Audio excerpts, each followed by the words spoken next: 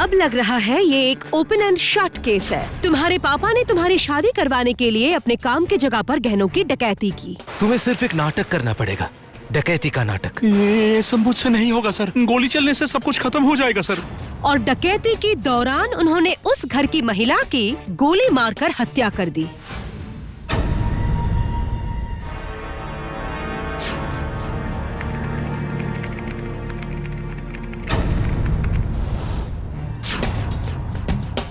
चुप चुप, आवाज करेगी तो गोली से उड़ा दूंगा। प्लीज प्लीज प्लीज मुझे मत मारिएगा। चुप चुप हो जा। प्लीज मुझे मत मारिएगा, प्लीज।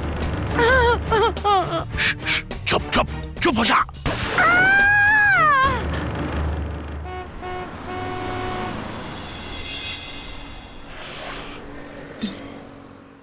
मेरे प्रिय दर्शकों, आप सभी के लिए एक खुशखबरी है। हमारा एनिमेट्रिक्स परिवार आपके लिए लेकर आया है और एक मजेदार YouTube चैनल, एनिमेट्रिक्स स्टोरीज। वहाँ होगी राजा रानी, राक्षस पिशाच, देश विदेश की परियों की कहानियाँ, दादी माँ की पोटलियों की कहानियाँ, जातक कथाएं और यहाँ तक कि साहित्य के दिग्गजों के लिखी हुई बच्चों की कहानियाँ। बताइए, मजे की बात है ना? बचपन की उन्हीं यादों को फिर से जीने के लिए अभी सब्सक्राइब कीजिए एनिमेट्रिक्स स्टोरीज।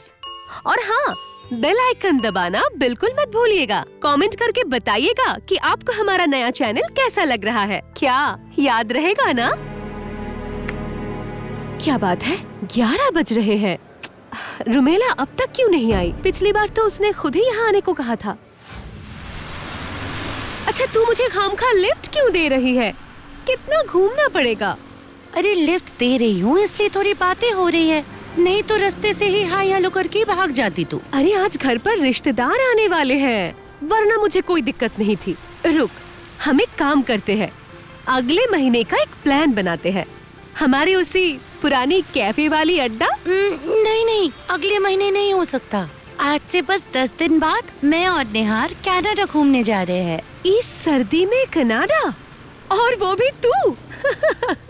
तू तो कोलकाता की ठंड में ही जम के कुल्फी बन जाती है। वहाँ गई तो तू आइसबर्ग बन जाएगी। जगह मैटर नहीं करती मालिनी, वेदर भी नहीं। ये ट्रिप हम दोनों के लिए ही बहुत जरूरी है। एक साथ एक जैसे रहते रहते पुराने रिश्तों में जंग लग जाती है। मान ले उसी रिश्ते को फिर से नया करने जा रहे हैं। बहुत अच्छा किया, जा अच्छे से घूम कर आ।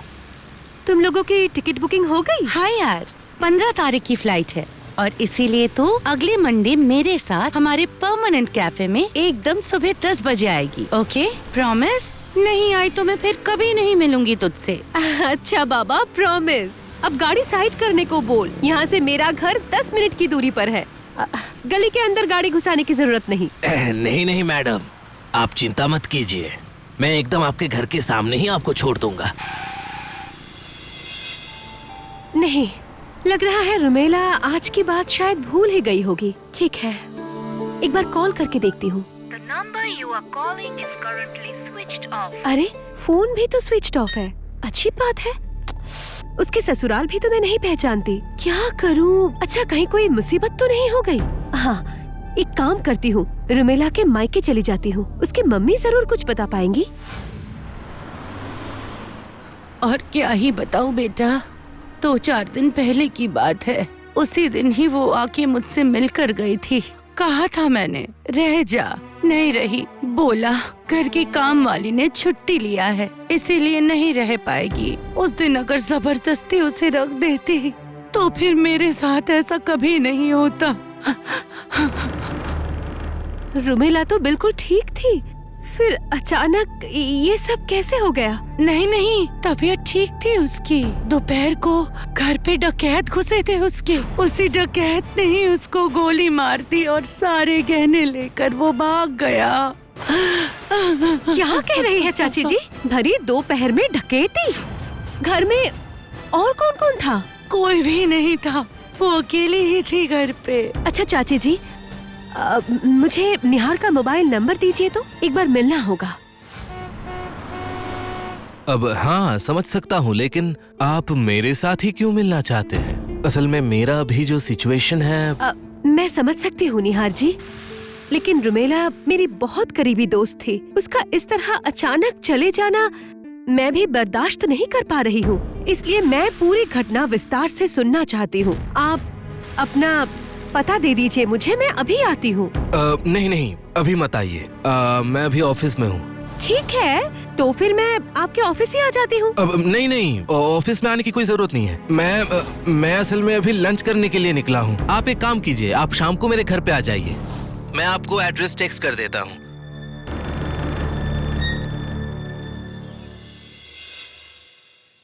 क्या इससे पहले इस इलाके में भरी दोपहर में कभी ऐसी चोरी या डकैती हुई है? नहीं, ये जगह बहुत ही पीसफुल है, लेकिन आपको पता है मुझे एक बात परेशान कर रहा है। किस बात की परेशानी? असल में कुछ दिन पहले ही रुमेला बैंक से गहने लेकर आई थी। मुझे लगता है कि उन डाकू लोगों को वहीं से कुछ पता चला होगा। आजकल इन क्रिमिनल लोगों का नेटवर्क इतना फैल चुका है कि आप सोच भी नहीं सकती। गहने निकाले थे? कितने गहने निकाले थे और वो सब कहाँ है? अब सारे गहने ही लेकर आई थी, सब कुछ चोरी हो गया। क्या? सब कुछ तो लेकर गया, लेकिन रुमेला को ऐसे क्यों? क्या कहा आपने? सारे गहने लूट लिए गए? लेकिन आपके ड्राइंग रूम का इतना कीमती टीवी, लैपटॉप, महंगे शोपीस और पेंटिंग किसी को भी हाथ नहीं लगाया। अजीब बात है।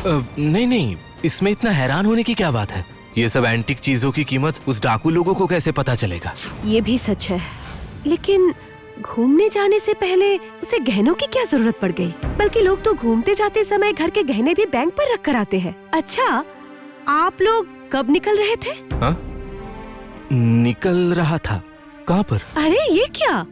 रुमेला ने तो कहा था कि आप लोग कनाडा घूमने जा रहे हैं। अब टिकट भी बुक हो चुकी है। कनाडा? ओ हाँ, कनाडा, यस, कनाडा। हाँ, टिकट्स तो मैंने खरीद लिया था, लेकिन अब तो नहीं चल सकते। घूमने की बात सुनते ही ये आदमी इतना घबरा क्यों गया? क्या वाकई टिकट कटी भी गई थी? और गहराई से पूछना होगा। आपकी कनाडा की फ्लाइट कहाँ से थी? मतलब स्टॉप ओवर कहाँ था? Stop over? नहीं, नो स्टॉप ओवर। हम लोगों का तो डायरेक्ट फ्लाइट था। Direct flight? हाँ। अमेजिंग। अच्छा, और एक बात, आपका इतना बड़ा घर है, लेकिन बाहर कोई सीसीटीवी का इंतजाम क्यों नहीं है? किस्मत अगर खराब हो तो क्या ही करे मैडम। पिछले महीने में घर में रंग का काम चल रहा था, तो तब सारे सीसीटीवी को खोलना पड़ा। उसके बाद लगाना ही भूल गया। आई सी, लेकिन अब सुनिए ना, प्लीज कुछ माइंड मत कीजिए। आज मैं थोड़ा बिजी हूँ। असल में 5 मिनट बाद ही ऑनलाइन में क्लाइंट मीटिंग है, तो अगर किसी और दिन। ओह श्योर, आप तो बहुत बिजी रहते हैं। आपको इस तरह डिस्टर्ब करके मैंने बिल्कुल ठीक नहीं किया, सॉरी। नहीं, ऐसी कोई बात नहीं है। किसी और दिन फिर मिलेंगे। जरूर, मेरा दिल भी वही कह रहा है। चलती हूँ। ये निहार आदमी मुझे कुछ ठीक नहीं लग रहा। रुमेला ने कहा था कि कनाडा जाने की टिकट कट चुकी है, लेकिन निहार को तो ये भी नहीं पता कि कोलकाता से कनाडा जाने की कोई डायरेक्ट फ्लाइट है ही नहीं। इसका मतलब उसने रुमेला से कनाडा जाने की बात झूठ कहा था। पर क्यों? और रुमेला भी कनाडा गहने पहनकर क्यों जाना चाहेगी? रुमेला की फैशन सेंस बहुत ही अच्छी थी। लगता है कोई जबरदस्ती इस केस को दूसरी दिशा में घुमाना चाहता है। अरे मैडम, आप यहाँ? ओह रवि भैया, दरअसल रुमेला की खबर सुनकर उसके पति से मैं मिलने आई थी, संवेदना जताने आई थी, लेकिन यहाँ आकर तो मेरे दिमाग में गुत्थियां उलझ गई है। अच्छा, क्या मैं आपसे कुछ सवाल पूछ सकती हूँ? हाँ बोलिए ना मैडम, बोलिए ना, क्या जानना चाहती हैं? वो सर्वेंट क्वार्टर अभी खाली पड़ा है। क्यों? सर्वेंट क्वार्टर खाली क्यों है? बाकी सब कहाँ है? बाकी सब मतलब तो दारवन बलाई और पॉली हैं। अब पॉली तो गांव गई है, कल आएगी। ओह, तो इसका मतलब घटना के समय पॉली घर पर नहीं थी। पॉली क्यों मैडम? रुमेला मैडम की किस्मत ही देख लीजिए। घटने के दिन घर में रुमेला मैडम के अलावा और कोई नहीं था। सर तो सुबह ही ऑफिस चले गए थे। पॉली के बहन की शादी के लिए वो पहले से ही 1 हफ्ते की छुट्टी ले रखी थी।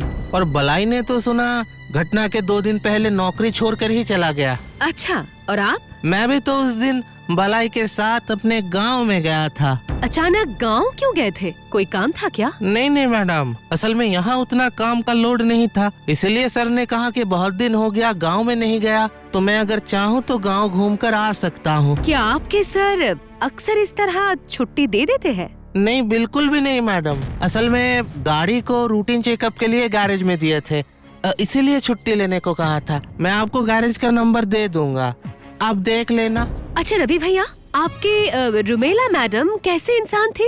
बहुत ही भला इंसान थे मैडम, हमारे मुश्किल वक्त में बहुत मदद करती थी, लेकिन ऐसे अचानक गुजर जाएंगे अब सोचा भी नहीं था। और आपकी सर?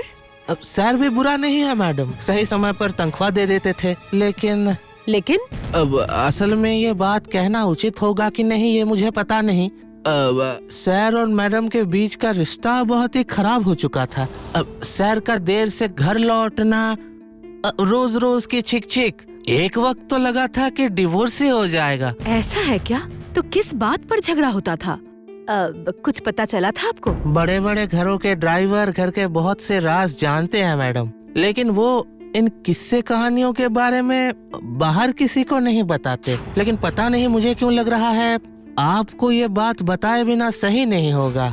सर के ऑफिस में मोहुल मैडम नाम की एक औरत काम करती है, लगता है सर के साथ उसका एक वो। ठीक है, मैं समझ गई। लेकिन पिछले कुछ दिनों से सब कुछ सही चल रहा था, दोनों के बीच सब ठीक हो गया था। लेकिन वो खुशी मैडम के किस्मत में नहीं थी।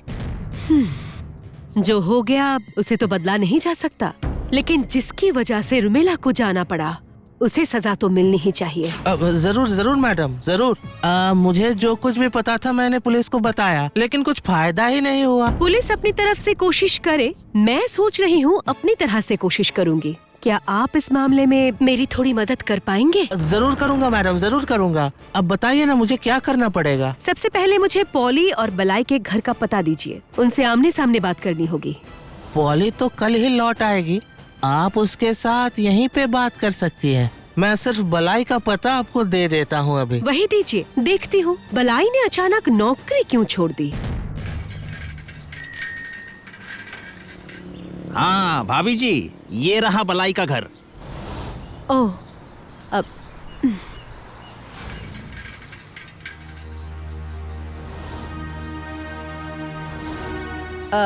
क्या आप बलाई जी हैं? हाँ, मैं मालिनी सेन, रुमेला की दोस्त। मैं कोलकाता से आई हूँ।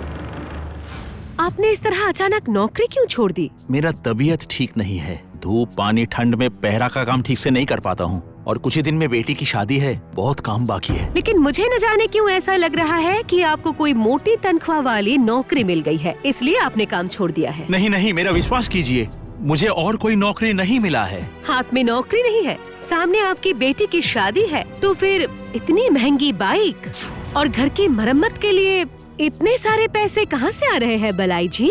वो सब तो मतलब मैं तो मैं बताती हूँ, डकैती के पैसे से आ रहे हैं, है ना? कहीं नहीं। आपका क्या दिमाग खराब है? कितने साल मैंने निहार सर के घर में काम किया है, मैं उस घर में डकैती करूंगा? मैंने तो निहार जी के नाम तक नहीं लिया, आप तो खुद ब खुद ही सब कुछ बोले जा रहे हैं। आप मुझे बातों से उलझाने की कोशिश कर रही हैं, कुछ फायदा नहीं होगा। जाइए जाइए यहाँ से, जाइए। क्या हुआ है पापा? आप ऐसे चिल्लाकर बात क्यों कर रहे हैं? नहीं नहीं नहीं, चिल्ला नहीं रहा हूँ, बात कर रहा हूँ। तू चाय लाई है? दे, भाभी जी को दे। असल में मैंने तुम्हारे पापा से एक सीधा सा सवाल पूछा था, उसी पर वो मुझ पर थोड़े नाराज हो गए। सवाल? कैसा सवाल? मैंने बस ये जानना चाहा कि इतनी धूमधाम से तुम्हारी शादी हो रही है, नई बाइक खरीदी गई है, घर पेंट हो रहा है, इसके पैसे उनके पास कहाँ से आए? क्यों? पापा को तो लॉटरी लगी है ना पापा? आपने तो यही कहा था। ओह अच्छा, लेकिन आपने तो अभी मुझसे कहा था कि ये आपकी जमाया हुआ पैसा है। हाँ, जमाया हुआ?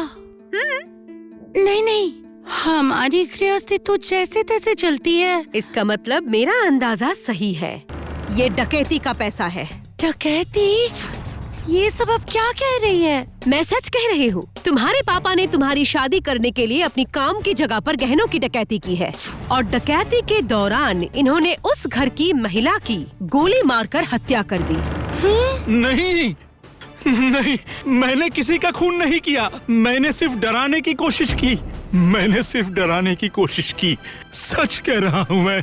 पापा, आपने मेरी शादी के लिए डकैती की है? हाँ, मुझे यकीन नहीं होता। मेरे पापा ऐसा कर सकते हैं?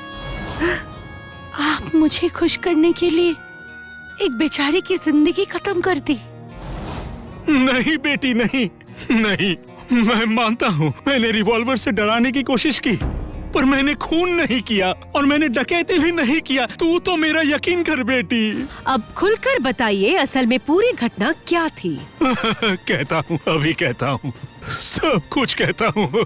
कुछ ही दिन पहले सर ने आकर मुझसे कहा, बलाई, मुझे पता है तुम्हारी बेटी की शादी है। मैंने सोचा था कि तुम्हारी बेटी की शादी का सारा खर्चा मैं ही उठाऊंगा, लेकिन मैं ऐसी मुसीबत में फंस गया हूँ कि अब लग रहा है मुझे खुद सड़क पर आना पड़ेगा। हुआ क्या है सर?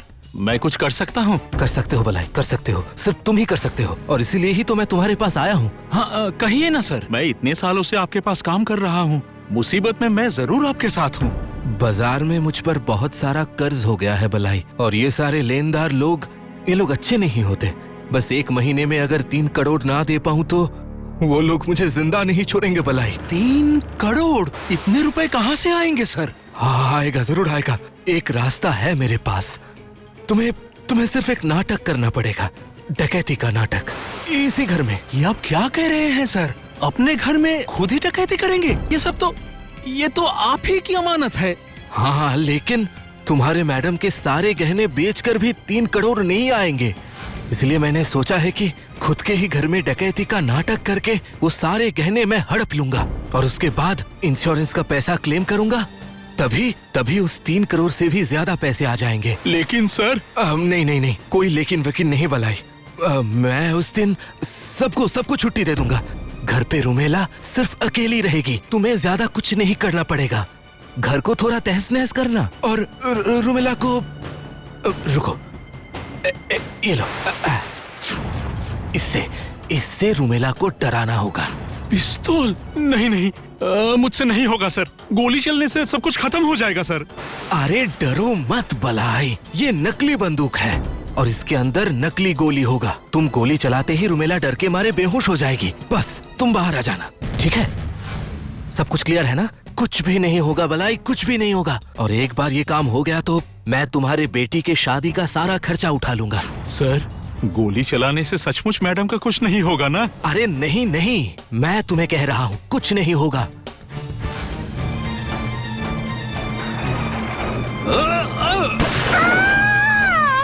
सर ने कहा था पिस्तौल के अंदर नकली गोली है। मैंने तभी भी फायरिंग नहीं की। मैडम चिल्ला ना दे उसी डर से मैंने सिर्फ सर पे मारा था, और वो भी जोर से नहीं। गहना भी मैंने नहीं लिया था। डर के मारे मैं घर वापस आ गया।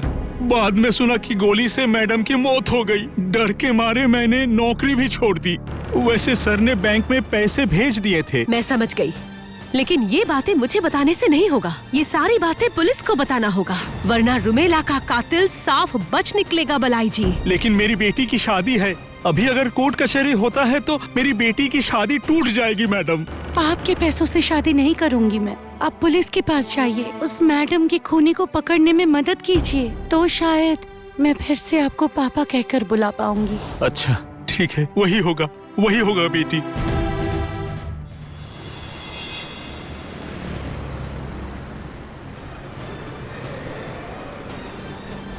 ये क्या, आप लोग ऐसे विदाउट परमिशन मेरे केबिन में क्यों चले आए? परमिशन? खूनी को हथकड़ी पहनाने के लिए अब भला परमिशन की क्या जरूरत है? खून?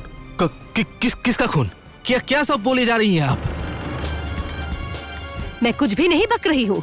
आपके दरबान बलाई जी ने थाने में जाकर सब कुछ कबूल कर लिया है। आपने डकैती की कहानी कैसे रची उन्होंने सब बता दिया है। स्काउंड्रल, बलाई ने मान लिया है। इसका मतलब तो डाकू ने खुद ही सरेंडर कर दिया है। तो फिर जाइए उसी को ही फांसी पर लटका दीजिए। उनके घर से कोई गहना नहीं मिला, मतलब डकैती तो नकली थी, लेकिन खून असली था और वो आपने किया है। मैंने? इंस्पेक्टर, आपको तो मैंने पहले ही कहा था। उस दिन मैं ऑफिस में था। अगर मेरी बात में यकीन ना हो तो आप रिकॉर्ड्स चेक कीजिए। हाँ, आप ऑफिस आए थे, लेकिन बीच में 1 घंटे के लिए लंच के बहाने बाहर भी निकले थे। वो तो मैं हर रोज जाता हूँ। हाँ, मुझे पता है, और वही आपका परफेक्ट एलिबाई था। लेकिन गलती कहाँ हुई जानते हैं? आप चाहे जल्दी घर पहुँचने के लिए हो या फिर कोई गवाह ना छोड़ने के लिए ही हो, आपने कैब या टैक्सी लेने के बजाय गराज से 1 घंटे के लिए अपनी गाड़ी निकाली और घर गए। मैंने आपके गराज में फोन करके ये जानकारी हासिल कर ली है। नहीं, इससे भी आप कुछ प्रूफ नहीं कर सकते। मैं आपको चैलेंज कर रहा हूँ। और क्या होगा अगर मैं वो गहने बरामद कर लूँ तो? इम्पॉसिबल, मेरे पास कोई गहने ही नहीं है। सही कहा, क्योंकि वो गहने हैं आपकी गर्लफ्रेंड मिस महूल के पास, है ना? क्या मतलब आपका? मैं ये सब कुछ नहीं जानती। पर आप श्योर कैसे हो रही हैं मैडम? श्योर हूँ इसलिए क्योंकि उसके गले में जो लॉकेट है वो रुमेला का है। मैं इसे पहचानती हूँ। आप इसके घर तलाशी लीजिए, सब कुछ मिल जाएगा। नो, बिल्कुल नहीं। मैं अपना घर सर्च करने नहीं दे सकती। निहार प्लीज, इन्हें रोको, सब बर्बाद हो जाएगा। तुम घबराओ मत महूल, सर्च करने दो ना उन लोगों को। कुछ नहीं प्रूफ कर सकते हैं ये। गहनों का आइडेंटिफिकेशन तो मैं करूँगा। जाइए ऑफिसर, सर्च कीजिए, जाइए। नहीं, गहनों के बैग में रिवॉल्वर भी है। ऑफिसर, अब लग रहा है कि ये ओपन एंड शट केस है। अरेस्ट करो इन दोनों को।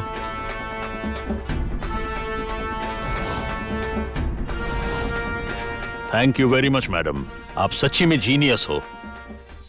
मालिनी भाभी की दिलचस्प कहानियों के लिए एनिमेट्रिक्स हिंदी को सब्सक्राइब करें और बेल आइकन प्रेस करना मत भूलिए।